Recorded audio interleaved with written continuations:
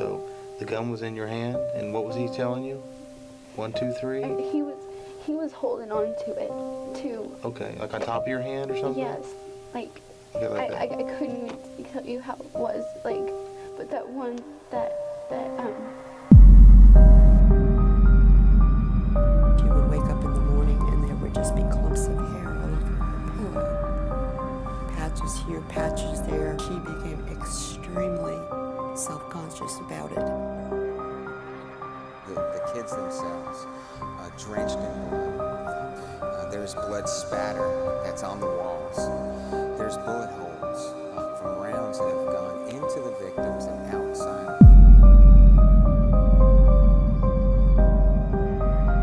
The neighbor heard loud music coming from the house. At first, it sounded like just another group of teenagers hanging out. Annoyed, they walked over, ready to knock and ask them to turn it down. But when they reached the doorstep, they froze.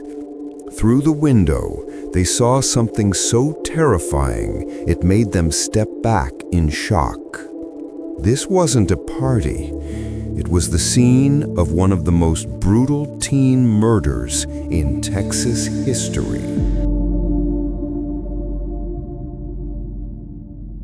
The story begins with two girls, Rachel Koloroutis and Tiffany Rowell. Both teenagers were bright, energetic, and incredibly well-liked. They weren't just classmates, they were the kind of girls everyone at school knew by name. Rachel was soft-spoken, kind, and always smiling. Tiffany was lively, outgoing, and the natural leader of her friend group. Together, they formed the type of friendship that seemed unshakable, the kind of bond you often see between teenage girls who grow up side by side. They were popular not because of looks or attitude, but because people genuinely liked them. And they treated others the same way, especially those who didn't have many friends. That's where Christine Paolilla enters the story. When she arrived at Clear Lake High School, she was nothing like Rachel and Tiffany. Christine was shy, withdrawn, struggling every day just to feel normal. From a young age, Christine suffered from alopecia, a medical condition that caused severe hair loss. As a child, she wore wigs, dealt with constant teasing, and often felt like an outsider. She also battled severe acne and vision problems. To survive school, she learned to keep her head down, speak softly, and avoid attention, because attention only brought pain. Her home life wasn't easy either. Christine grew up in a fractured household. Her father died when she was very young, and her mother struggled to support the family. As Christine got older, the feeling of being different never left her. She longed for acceptance from anyone. So when Rachel and Tiffany noticed Christine, they did something that many other students never bothered to do. They reached out. They talked to her, included her, complimented her wigs, helped her feel seen. For Christine, those small moments meant everything. These two girls, the popular ones, the confident ones, were showing her kindness she wasn't used to. Slowly, she began to change. Her confidence grew. She started doing her makeup more, styling her wigs differently, and showing a bit more of her personality. She even became excited to go to school, something that had never happened before. But behind the scenes, there was something darker happening inside Christine. The acceptance she found from Rachel and Tiffany wasn't just friendship. To her, it became a lifeline. She depended on them emotionally, and any distance, any shift, any moment where she wasn't included felt like rejection. That emotional instability would grow over time, and when the wrong person entered Christine's life, everything would change. Rachel and Tiffany didn't just make Christine feel welcome. They changed her life. For the first time, Christine felt like she belonged somewhere. She wasn't the girl with the wig or the shy girl with no eyebrows. She was simply Christine, and these two popular girls treated her like a real friend. But something was happening beneath the surface, something Rachel and Tiffany never saw coming. Christine's world was fragile and about to crack. Because around this time, Christine started dating a boy named Christopher Snyder. And unlike the warm environment she found with Rachel and Tiffany, Snyder's world was darker. He was older, rebellious, and had a reputation for controlling behavior. Christine, who had always battled loneliness and insecurity, was drawn to him completely. She depended on him emotionally, mentally, and even socially. And slowly, Snyder pushed her to cut ties with the girls who once boosted her confidence. He convinced her that Rachel and Tiffany didn't really care about her, that they were fake friends, and that he was the only one who truly understood her.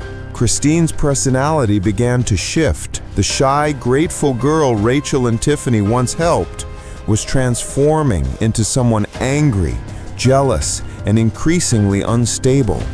But the two girls had no idea. To them, Christine was simply drifting away. They didn't know that this emotional distance would soon turn into something deadly. It was just a normal summer afternoon in Clear Lake, Texas. Inside a quiet home, music played loudly, filling the house with a carefree atmosphere. But that music was the only thing masking what had just happened inside. A neighbor walking by noticed it.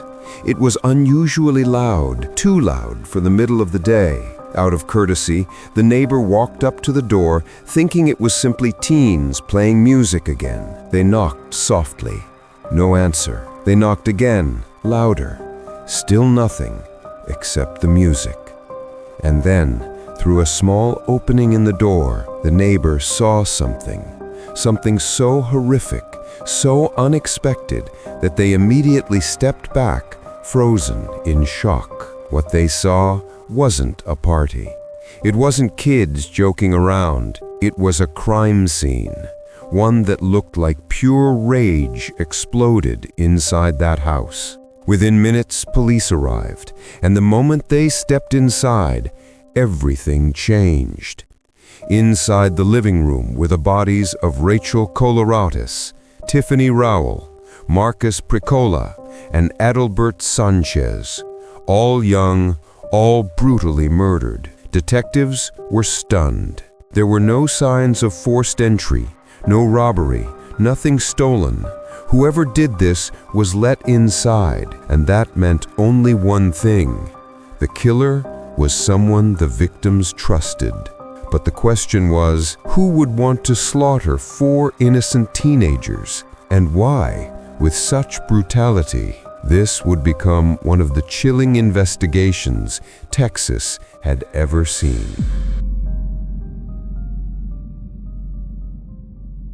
When detectives entered the home, the scene was overwhelming. The 4 teenagers had been shot multiple times, close range, execution style. The sheer violence told investigators one thing: this wasn't random. This was personal. But the crime scene left almost nothing behind. No forced entry, no theft, no fingerprints that immediately stood out. Whoever did this knew the victims and wanted it over fast. Detectives turned to the victims' relationships. They questioned friends, classmates, and anyone who might have had conflict with the teens. And during these early interviews, one name surfaced briefly: Christine Paolilla, not as a suspect, not even as someone with conflict, just a former friend of Rachel and Tiffany, a girl who had drifted away from them. But at that moment, Christine didn't stand out. Detectives had no idea how important her name would become. For months, the case grew colder. Then, a witness came forward. A teenager told investigators they had seen 2 people running from the house around the time of the murders: a young woman with short hair and a boy with a dark, intimidating presence. This description didn't match gang violence or a robbery. It matched something more intimate. And then detectives finally got a break. A shell casing, just one, but it was enough. It connected to a .38 caliber revolver, the same type owned by a boy known to police, Christopher Snyder, Christine's boyfriend at the time. Suddenly, everything began to shift. Investigators went back to interview Christine Paolilla, the shy girl with alopecia, who had once been rescued socially by Rachel and Tiffany. But now, her story raised red flags. She claimed she hadn't seen the victims in months. She claimed she didn't know much about the murders. She claimed she barely remembered the day, yet her hands shook, her voice quivered. Her timeline didn't line up. Detectives didn't know the truth yet, but instinct told them Christine knew more than she was saying. Still, there wasn't enough evidence to arrest her, so the case went cold again. Years passed. Christine got married. She went through rehab for drug addiction. She tried to start fresh, but guilt has a way of resurfacing. And in 2005, 2 years after the murders, Christine told a friend something chilling. She said she knew who killed the 4 teens. She even implied she was there when it happened. The friend, shaken, went to police. Suddenly, every old lead snapped back into place. Investigators tracked Christine down, but they weren't the only ones who knew the truth.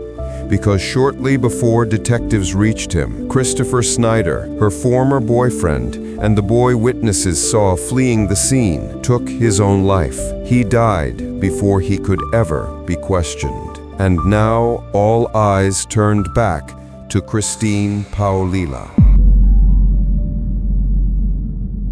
Sitting in an interrogation room, Christine finally broke. Piece by piece, the truth spilled out. She and Christopher had gone to the house on that July afternoon. Christine said they planned to buy drugs, a story investigators doubted. But what they knew for sure was this: Christine was let inside without hesitation because Rachel and Tiffany trusted her, a trust she would betray in the most horrific way. Christine admitted she was in the room when the shooting began. At first, she blamed Snyder for everything, but detectives already knew she had fired the gun too. What shocked the community most wasn't the violence, but the motive. Christine had grown jealous. After drifting away, she believed Rachel and Tiffany replaced her. In her unstable mental state, she twisted this feeling into anger. The girls who once transformed her life became the targets of her rage. Christine Paolilla was convicted of capital murder. The sentencing was harsh and final: life in prison, with no possibility of parole until she is almost elderly. The courtroom was silent as the verdict was read. A community that once saw a shy, bullied girl now saw the architect of one of Texas's most shocking crimes. Even today, the neighbor who knocked on that door, the investigators who entered the home, and the families who lost their children all carry the memory of that day in 2003. A day when friendship turned into betrayal and jealousy turned into one of the most tragic teen murders in American history. In the end, this case reminds us how fragile young lives can be and how quickly trust can turn into tragedy. If this story moved you, please like the video. It helps more people hear their story.